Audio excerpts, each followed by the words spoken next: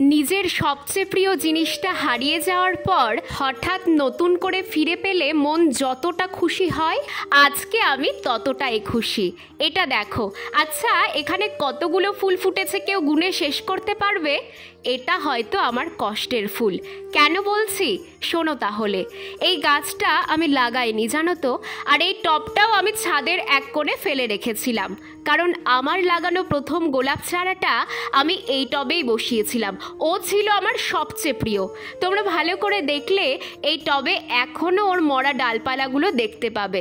অনেক ফুল দেওয়ার পর আগের বছর গরমে ও মারা যায়। খুব কষ্ট পেয়েছিলাম জানো তো, তাই ওর স্মৃতিটুকুই রেখে দিয়েছিলাম। হঠাৎ এই বর্ষায় দেখছি একটা পুর্তলিকা জন্মালো একা একাই, আর আজকে তার এমন রূপ। জানো তো, একটা কথা আমি খুব বিশ্বাস করি, আমি ওদের একটু ভালোবাসা দিলেই ওরা আমায় এক আকাশ ভালোবাসা দেবে।